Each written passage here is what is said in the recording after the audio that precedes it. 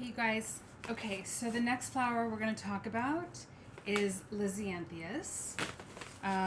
Lisianthus, the nickname for Lisianthus is Lizzies, which is a lot easier to say, clearly, than Lisianthus. They're grown right here in California in abundance. So we get these almost all year round. They're really, truly one of my favorite specimens. They have a little bit of a rose type look to them. And one thing that I learned, gosh, probably in the last few years, is just how incredibly durable they are. They look like really delicate little flowers. But a designer one time challenged me to just like leave a loose cut on my dashboard for a couple days. And I did it, and it literally like didn't die. It didn't do anything. So these guys are great. We use them for like boutonnieres. They're great for bouquets, like anything that you think might be out of water for a little while. These will be like soldiers for you. They will not die. But the other great thing about them, let's see, I'm just going to open them up to get all the bands off of them. But the other great thing about them is that they've got a lot of little legs. So all of these are usable. And similarly to how we clean roses, is we're going to just strip everything off the stems, because all of this would go in the water and it will spoil your water.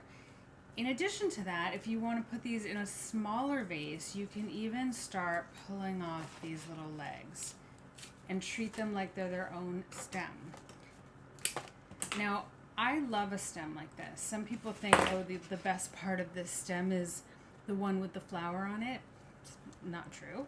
So use all of it. Like, we use sort of all pieces, and then this can actually kind of go into your allotment for greenery. And the way you start sorting these is you can, sort the flower part separately, and then keep some of the greens on there as well. You've got these little new buds. So there's sort of like 3 or 4 different stages going on right now. You've got these that are going to open still for you. You've got the main bloom, which is already open for you. And then you've got these cute little babies that just add a lot of personality to the whole thing. So I'm going to keep going with these. Again, I'm going to strip all the leaves off of there. This is a smaller stem, so I'm probably not going to separate those. And I'm just using kind of a mid-sized vase. And the same way as I always sort of put things in vases is you kind of put them in at an angle. And that way they're not just so straight up and down.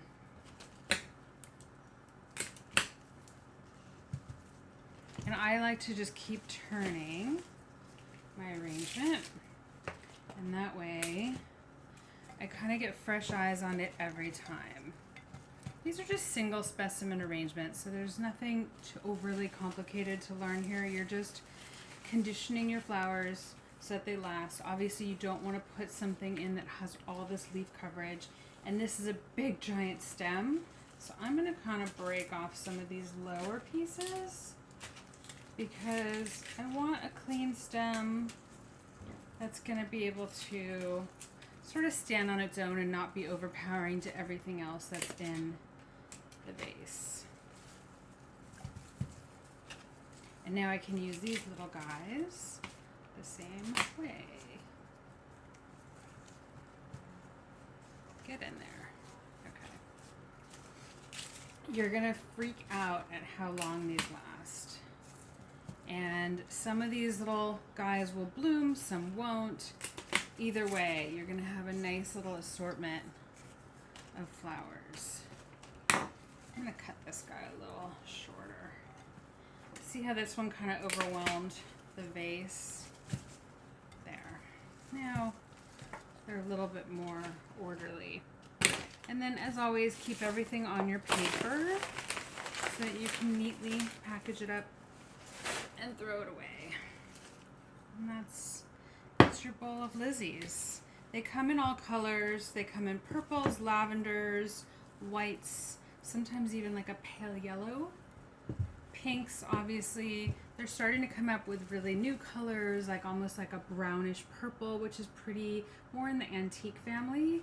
But these, again, are locally grown, and we just can't get enough of them. Okay, enjoy your Lizzies.